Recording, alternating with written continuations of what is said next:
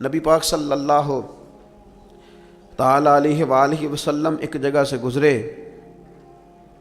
یہ بخاری میں موجود ہے، تو ایک شخص اپنے بھائی کو سمجھا رہا تھا، اسے کہہ رہا تھا یار تو بڑا ہی شرمیلا ہے، اس طرح بھی کوئی کام ہوتا ہے؟ تیری شرم و حیا کی وجہ سے بڑے مسائل بنتے۔ بھائی کو ڈانٹ رہا تھا کہ تو اس قدر زیادہ جھجکتا ہے، شرمیلا ہے کہ بڑے ہمارے مسائل خراب ہو گئے تیری جھجک کی وجہ سے۔ تو حضور قریب سے گزرے تو یہ میرے کریم کا انداز دیکھیے، حضور فرمانے لگے اسے کچھ نہ کہہ، اسے چھوڑ دے، اس لیے کہ حیا تو ایمان کا حصہ ہے، حیا تو ایمان کا حصہ ہے۔ اور ایک حدیث میں حضور نے فرمایا 70 سے زیادہ شاخیں ہیں ایمان کی، اور حیا بھی ایمان کا حصہ ہے۔ آپ وزادار رہیں، آپ میں خوبصورتی رہے گی، آپ تھوڑا سا انتظار میں رہیں، آپ تھوڑا سا رکیں، آپ کوئی اپنے مزاج کے اندر کوئی ایسا چھچورا پن پیدا نہیں کریں جس سے آپ کی طبیعت، آپ کا لہجہ، آپ کا انداز، آپ یقین کریں سنجیدہ لوگ تو حجروں میں چلے گئے۔ ایک بہت بزرگ تھے، عالم بھی تھے، تو کچھ سیاسی سوجھ بوجھ اچھی رکھتے تھے۔ میری ان سے ملاقات ہوئی تو میں نے ان سے کہا کہ صاحب آپ کو تو بڑا اچھا سیاستدان سمجھا جاتا تھا، تو کیا ہوا آپ چھوڑ گئے؟ کہنے لگے موجودہ سیاست سے وزاداری رخصت ہو گئی ہے، لہذا ہم نے بھی ارادہ کیا ہے کہ اب یہ دامن بچانے والا کام ہے، لہذا قبل از وقت بھرا میلہ چھوڑ دینے کا ارادہ کیا ہے، اب یہ ماحول ہمارے والا نہیں رہا، ہم دامن بچانے کا ارادہ کیا ہے کہ اس میں وزاداری نہیں۔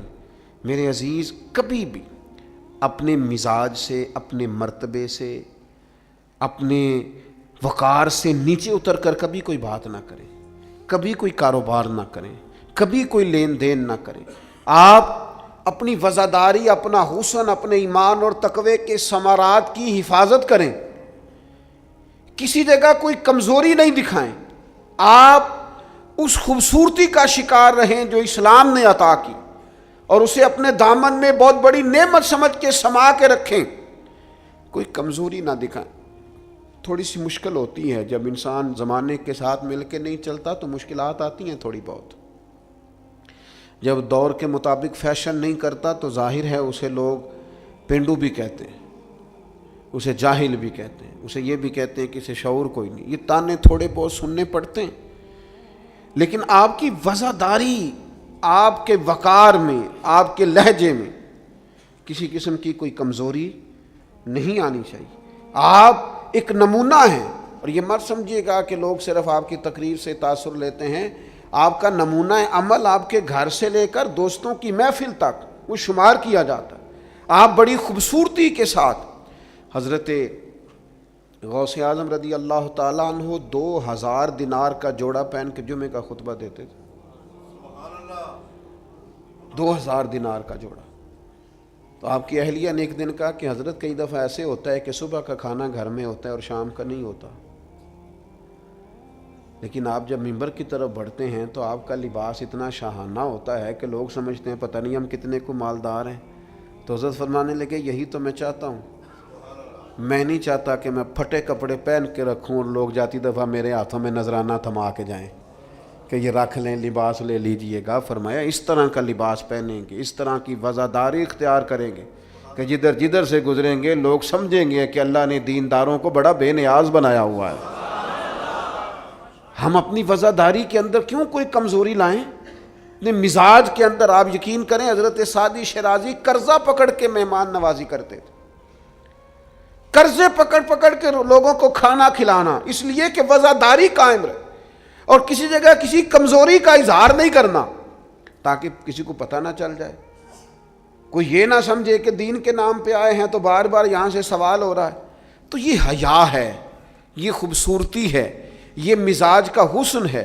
رسول رحمت صلی اللہ تعالی علیہ وآلہ وسلم نے ہمیں ایک اور حیا کرنے کا بھی کہا ہے، اس پر بھی حضور نے ہماری توجہ دلائی۔ وہ حیا کیا ہے؟ وہ ہے اپنے رب سے حیا کرنا، اپنے مالک سے حیا کرنا۔ جب ہم لوگوں کے بیچ ہوتے ہیں تو لوگوں سے حیا کرتے ہیں۔ حضرت عثمان غنی رضی اللہ تعالیٰ عنہ غسل خانے کی 4 دیواری کے اندر بھی غسل کرتے تھے تو تہمت باندھ کے، تو گھر والوں نے یہ کسی نے پوچھا کہ حضور غسل خانہ چاروں جانب سے بند ہے اور اس کے اوپر چھت ہے اور آپ اس میں غسل کر رہے ہیں، تو پھر بھی آپ تہمت کے ساتھ اور بڑا سمٹ کے اور بڑا کونے میں بیٹھ کے؟ تو آپ فرمانے لگے جب لوگوں کے بیچ ہوتا ہوں تو لوگوں سے حیا کرتا ہوں، جب تنہا ہوتا ہوں تو رب سے حیا کرتا ہوں۔ حضرت امام اعظم ابو حنیفہ گھر کی چار دیواری میں بھی ننگے سر نہیں بیٹھتے تھے، ٹانگیں پھیلا کے نہیں بیٹھتے تھے۔ فرماتے تھے سوتے وقت یہ کام کروں گا، میں گھر میں بھی وہ لہجہ اختیار نہیں کرنا چاہتا، اس لیے کہ میں اس رب کا ماننے والا ہوں جو حی و قیوم ہے، جو ہر جگہ دیکھتا ہے، رب سے بھی حیا۔ اور آپ کو پتہ ہے ہمارے صوفیاء نے فرمایا ہے کہ سب سے زیادہ اللہ سے وہ بندہ حیا کرتا ہے جو اپنے خیالات پر کنٹرول کرتا ہے، اپنے جذبات پر کنٹرول کرتا ہے، جو وسوسوں کو نہیں آنے دیتا، جو اپنی طبیعت میں کوشش کرتا ہے کہ اچھے خیالات ہی رہیں، وسوسے آئیں تو جھٹک دیے جائیں، اس لیے کہ وہ نبی پاک علیہ السلام کا جو فرمان موجود ہے نا کہ رب نہ تمہاری جیبیں دیکھتا ہے نہ صورتیں دیکھتا ہے، وہ جب دیکھتا ہے تمہارا دل دیکھتا ہے۔ تو وہ حیا کرتے ہیں کہ دل میں کوئی ایسا خیال آئے جو غلط ہو، برا ہو، گندا ہو، چونکہ مالک نے دیکھنا ہے، وہ اس لیے خانہ دل کو صاف رکھتے ہیں۔ لیکن نا کوئی مہمان گھر میں آتا ہے تو لوگ فٹافٹ صفائی نہیں کرتے، چیزیں نہیں اٹھاتے کہ وہ کیا سوچے گا، یہ کتنے میلے کچیلے ہیں، کیونکہ مہمان نے دیکھنا ہے، اور جس دل کو رب رحمان نے دیکھنا ہے اس کی صفائی رکھنا کہ اس میں گندے برے خیالات، ہرس، ہوس، لالچ، حسد، بغض، کینہ، عداوت، بددیانتی، بدگمانی یہ موجود نہ ہو، چونکہ رب نے دیکھنا۔ اللہ کے پیارے رسول صلی اللہ تعالیٰ علیہ وسلم نے فرمایا اللہ تعالیٰ سے حیا کرو جس طرح حیا کرنے کا حق ہے۔ تو صحابہ کہتے ہیں ہم نے عرض کی یا رسول اللہ صلی اللہ تعالیٰ علیہ وسلم الحمدللہ ہم اللہ سے حیا کرتے ہیں۔ تو حضور نے فرمایا حیا کا وہ معنی نہیں جو تم نے سمجھا ہے۔ تو یا رسول اللہ پھر سمجھا دیں کیا معنی ہے حیا کا؟ تو نبی پاک علیہ السلام فرمانے لگے اللہ سے حیا کا حق یہ ہے کہ تم اپنے سر میں جو موجود افکار ہیں ان کی حفاظت کرو، اپنی سوچوں کی حفاظت کرو، پھر تم نے اللہ سے حیا کی۔ اور حضور فرمانے لگے جو کچھ تمہارے پیٹ کے اندر ہے جب تم اس کی حفاظت کرو گے تو پھر تم نے اپنے رب سے حیا کی، یعنی حرام نہ کھانا۔ نہیں پتہ سارے زمانے کو کہ تمہارا رزق حلال ہے کہ حرام ہے، پر تمہارے رب کو پتہ ہے نا، لہذا حیا کرنا، لقمہ حرام قریب نہ آنے پائے۔ اور حضور علیہ الصلاۃ والسلام فرمانے لگے یہ بھی یاد رکھنا کہ موت اور ہڈیوں کے گل سڑ جانے کو تم نے یاد رکھا ہوا ہو، اور فرمایا یہ بھی یاد رکھنا کہ تم نے قیامت کے دن دوبارہ اٹھنا ہے، رب کی بارگاہ میں کھڑا ہونا ہے۔ اگر تم نے ان سب چیزوں کو یاد رکھا پھر تم نے صحیح معنوں میں اپنے رب سے حیا کی، اور اگر تم نے یہ بھلا دیا ہے اور بس ٹھیک ہے دوڑ کے آئے، نماز پڑھ لی، اور جناب محفل میلاد میں جانے کا وقت آیا تو کہیں سے ادھار ٹوپی لے کے سر پہ اوڑھ لی اور لباس جو ہے وہ شلوار قمیض والا نکل آیا اور لہجہ بدل گیا، تو پھر کچھ ظاہری طور پر تو چیزیں بہتر کی لیکن حقیقی معنوں میں اپنے رب سے حیا نہیں کی۔ حضور فرماتے ہیں کچھ لوگ تہامہ پہاڑ جتنی نیکیاں لے کے آئیں گے قیامت کے دن، لیکن وہ اللہ ہوا میں اڑا دے گا۔ کیوں؟ اس لیے کہ لوگوں کے سامنے نیکیاں کرتے تھے، جب اکیلے ہوتے تھے پھر گناہ کرتے تھے۔ ان کی وہ جو تنہائی کی ناپاکی ہے نا، یعنی وہ جو اکیلے میں رب سے حیا کرنا چاہیے تھا، وہ حیا چونکہ موجود نہیں ہے تو رب فرمائے گا وہ تو تم نے لوگوں کے سامنے وزادار بن کے وقت گزارا ہے، میرے سامنے تو تمہاری تنہائی بڑی ناپاک رہی، لہذا وہ سب نیکیاں بھی ہوا میں اڑا دی جائیں گی۔ خوبصورت زندگی، خوبصورت لب و لہجہ، خوبصورت بولنا، خوبصورت آنا جانا۔ میں طلباء سے کہا کرتا ہوں کہ بڑی پسند کا بھی تمہارا کھانا پکا ہوا ہو تو اس طرح نہ کھاؤ کہ محسوس ہو کہ پتہ نہیں کتنی دیر کے بعد کھا رہا۔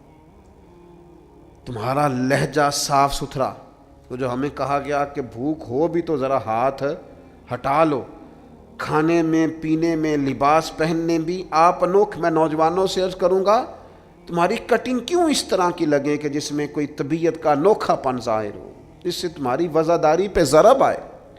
تمہارا بات کرنا اتنا کمزور کیوں لگے کہ جس سے محسوس ہو کہ یار اس کی تو ابھی تربیت ہونے والی. تمہیں کیوں اس بات کی کمزوری محسوس ہو کہ لوگ میری طرف دیکھیں, لوگ مجھے جاننے لگ جائیں گے. تو کمزوری ہے. ایک خوبصورت وزاداری, یعنی خدا جانے بلندی ہے کہ پستی پر جہاں میں ہوں وہاں کوئی نہیں ہے. ایک خاص اطمینان ہو, زندگی میں ٹھہراؤ ہو, حسن ہو, آپ جہاں ہوں وہاں مطمئن ہو. آپ کی طبیعت بتائے کہ اللہ تعالیٰ نے آپ کو سکون عطا فرمایا ہوا ہے, ٹھہراؤ ہے, خدا کا شکر ہے, دولت ہے, صحت ہے, بچے ہیں, اولاد ہے, دوست اچھے ہیں. آپ ان ساری جائز نعمتوں پر اللہ کے حضور شکر گزار ہوں, لیکن کوئی مزاج میں چھچھورا پن نہ ہو, کوئی طبیعت اس طرح کی نہ ہو جس طرح محسوس ہو کہ آپ اپنا بوجھ کسی پر ڈالنا چاہ رہے ہیں, یا آپ کوئی اضطراب کا شکار ہیں یا بے چینی کا شکار ہیں. ہم کبھی کبھی اپنے حالات بتاتے بھی اتنا دور نکل جاتے ہیں کہ بعض دفعہ کہنے کو جی چاہتا ہے یار کوئی نعمت ہے ہی نہیں تیرے اوپر, اتنا کمزور ہو گیا تو, ہر بات میں دکھڑے ہی سنا رہا ہے, ہر وقت کا دکھ ہی تیرے ساتھ ہے. اتنے کمزور نہیں. نہایت وزاداری, نہایت خوبصورتی. حضرت ابو ذر غفاری ایک کمبل میں وقت گزارا ہے, مدینے سے دور ربضہ میں زندگی گزاری, 5 لوگوں نے جنازہ پڑھا ہے. اسی کسی دے کچھ بھی نہیں لگتے, نہ کوئی ساڈا دردی. لیکن رسول کریم نے فرمایا زمین کے اوپر اور آسمان کے نیچے میرے ابو ذر سے سچا بندہ کوئی نہیں. لیکن وہ ٹاٹ اور بوریے میں بھی وزادار, اطمینان, سکون, ٹھہراؤ, اللہ رسول کی بارگاہ میں مقبولیت. یہ اصل کامیابی ہے بندہ مومن کی. نہ بھی رش ہو, نہ بھی نعرے ہوں, نہ بھی زیادہ لوگ جانتے ہوں, لیکن انسان کی طبیعت وزادار ہو, اس کے اندر اطمینان ہو. اور کچھ لوگ اتنے مطمئن ہوتے ہیں, ان کی زندگی میں اللہ رسول پر بھروسہ اتنا مضبوط ہو جاتا ہے, ان لوگوں کی زندگیوں کے اندر صبر اور شکر اتنا غالب ہوتا ہے, ان کے لہجے کے اندر ٹھہراؤ اتنا زیادہ ہوتا ہے کہ ان سے مل کر جینے کو جی چاہتا ہے.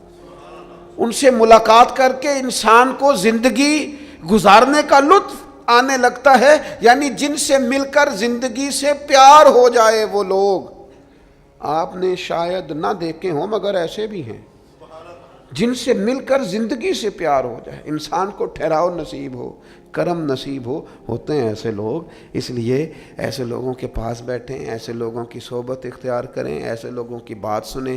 اللہ کریم ہم سب کے دلوں میں اطمینان اور سکون عطا فرمائے, اور اللہ تعالی محبوب کے قدموں کا صدقہ ہمیں وزاداری نصیب کرے.